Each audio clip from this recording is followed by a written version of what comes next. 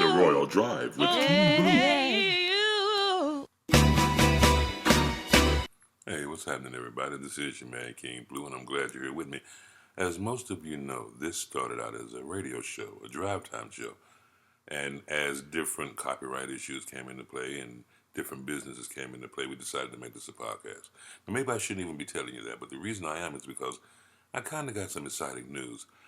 We've signed up with Chatter, the new app, and we're in beta testing right now, but hopefully it'll be a place where we can rebroadcast the show in its entirety.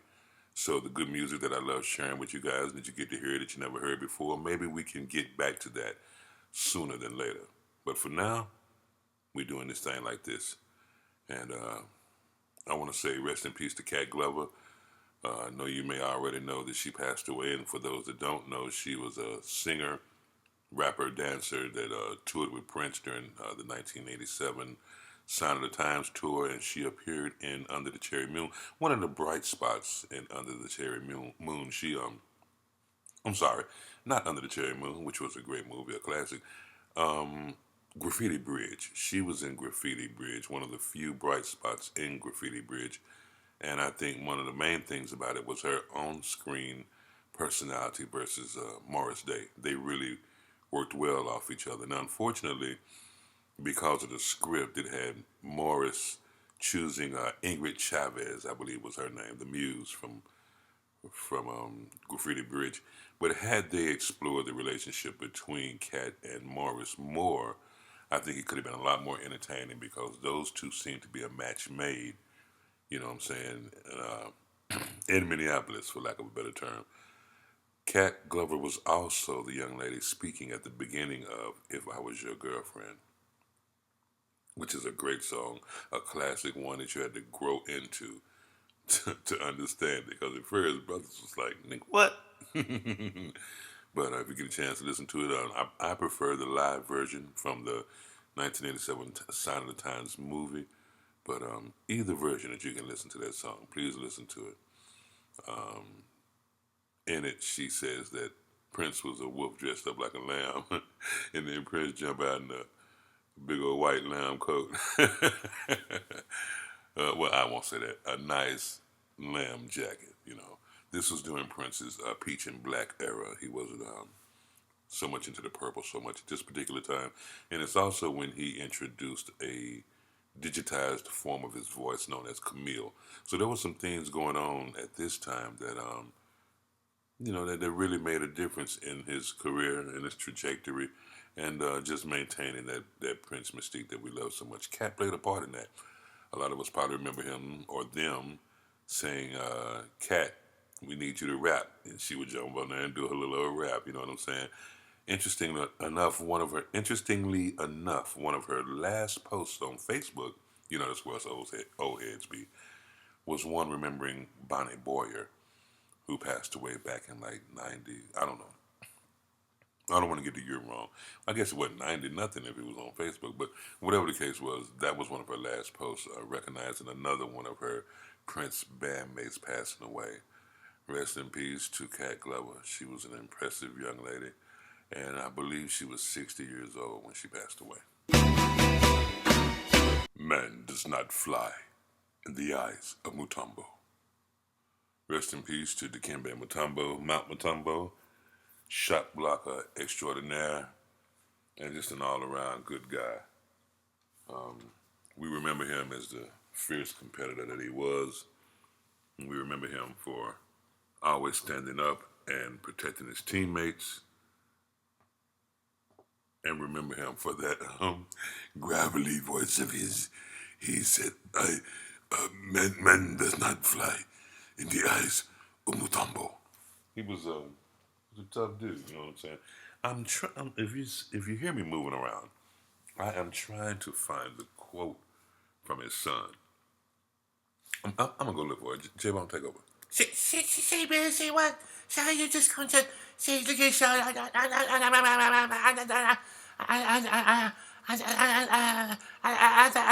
I just came from the say look at Shawty. You just can't be putting me on the spot like that. Say, man, I just came from the employee restroom. You know what I'm saying? And I see Kobeezy was in there, man. You having some problems. I am grunting and straining. This this Damn. segment is brought to you by Dookalots.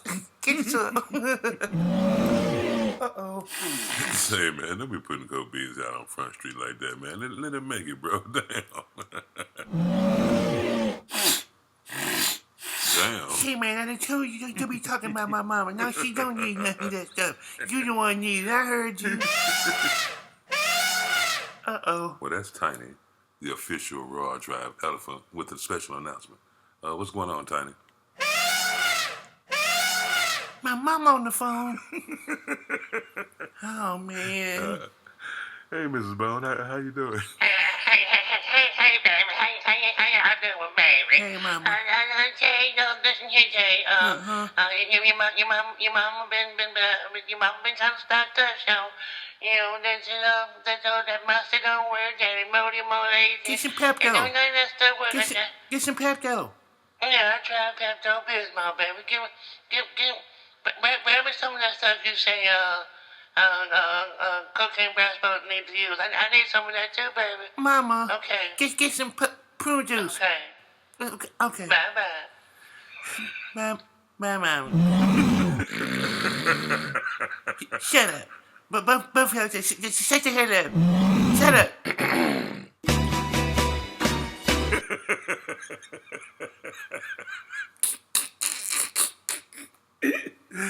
Oh, man, hey, man. At least you still got your mama. You know what I'm saying? You know, I just love mine, so, hey, man, just be thankful, bro. Hey, man. Be sure and get that Dookalots.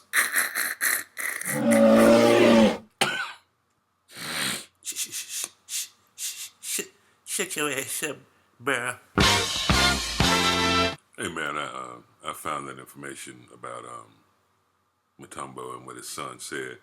I just want to reiterate that we lost Dikembe Mutombo, man. He had brain cancer. He was 58 years old. We were the same age, actually. He was born a couple months before me. But I want to, for once, just, you know, I want to, let me sound like J-Bone. I want to say his whole name. Mutombo's whole name was Dikembe Mutombo Mopolando Mokamba Jean-Jacques Wamutombo. He was a Congolese American, and he played 18 seasons. And his son left a tribute to his father. I want y'all to check it out. His son said, "My dad will forever be my hero, not because of his success, not because of the millions who, over the last 4 decades, have come to know and love him. My dad is my hero because he simply cared. He remains the purest heart I've ever known. At times, I thought of my dad as a superhuman. The child in me would sigh to hear that this was never actually the case. My dad was a regular man who would stop at no lengths to honor the world, its people, and its creator. He loved others with every ounce of his being. That's what made him so accessible. That's what made him real. Dikembe Mutombo was salt and light, and today, on the 30th of September 2024, he has been called to rest. I love you, Dad. Rest easy." I don't think anybody else could have said it any better. Rest easy, big fella. And we always remember that man does not fly in the eyes of Mutombo. Hey, The Royal Drive with King Blu.